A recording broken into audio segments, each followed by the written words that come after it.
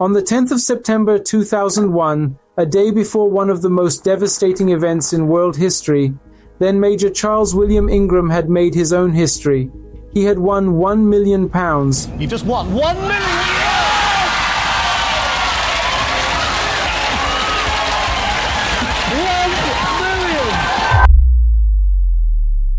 The maximum prize on the British game show, Who Wants to Be a Millionaire? Only a day before Ingram bagged the top prize, he was sitting before show host Chris Tarrant as one of 8 preliminary contestants, eyeing the coveted hot seat. Also in the lineup was Tequan Whittock, who would prove to be a vital part of this story. All Ingram has to do is win fastest finger first, and he does. This had nothing to do with luck, however.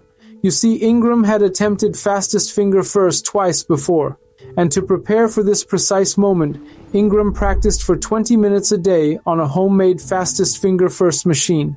Also, his wife Diana, as well as his brother-in-law Adrian Pollock, had been previous contestants on the show, with each walking away with £32,000. And so, an excited and confident Ingram makes his way to the hot seat, where he now has to answer 15 questions correctly to make it to the £1 million grand prize. However, the confidence starts to dissipate. He uses his first lifeline for question 6, and then his second on the next question. It doesn't seem like he will survive much longer. But, in a surprising turn of events, Ingram gets every other question right. Finally, he's come down to the dream moment, the £1 million question. The tension is palpable. And after what seems like forever, Ingram gives his answer, winning the £1 million prize. Now, you're probably wondering, how exactly did he pull this off? I mean, not only is this a rare thing, but Ingram didn't exactly look the part. He seemed to have no clue what the answers were, and had in fact used 2 of his 3 lifelines at just £4,000. As it turns out, this is the very question that the showrunners, Celador, were asking themselves as they watched the celebrations on the screen. And so, they decided to investigate. You see, aside from the cameras and mics for the host and contestants, there are also mics and cameras in the audience to capture reactions. It's from these that they pick up something interesting. Would be Aristotle Onassis. Did you hear that? There's a cough from the audience right after Ingram mentions Aristotle Onassis, which is in fact the right answer. A series of coughs are recorded from the audience after this, the majority of which are meticulously timed to align with when Ingram spells out the right answer.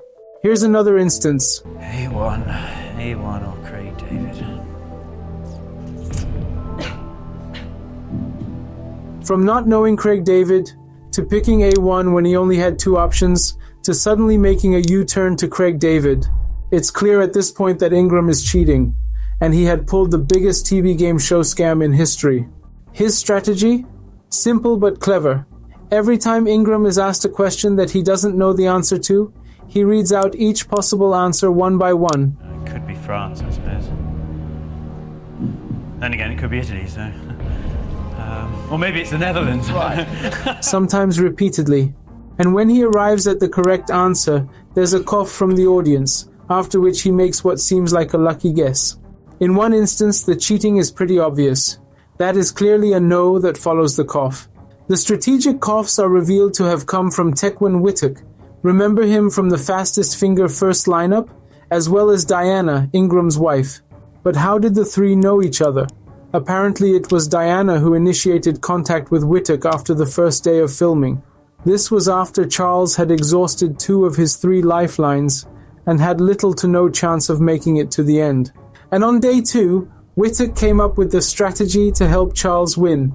With all the damning evidence Celador had collected, Paul Smith, the company MD at the time, decided to report the matter to the police. Then he gave Ingram a call. Mr. Ingram, we didn't meet. I am the managing director of Celador. Right. I think I should just get straight to the point. Yep. And effectively say what is a pre-prepared statement here. I have to tell you that we have suspicions from viewing the recording of last Monday's program and subsequently studying the tapes carefully. I have to tell you that these suspicions have been referred to the police. 1.5 years later, the trial began, quickly becoming a media sensation. The 3 were found guilty, with the Ingrams getting a suspended sentence of 18 months and Tekman Wittek receiving 12 months. But despite the conviction, Ingram would not accept liability. We didn't cheat on that show. There was no plan to cheat on that show. I won that money perfectly honestly and fairly and squarely, and while I was sitting there in the centre of the studio, I did not notice any coughing at all. I was entirely unaware of it. They argued that the coughs were merely coincidental and had been edited by Celador to fit the narrative.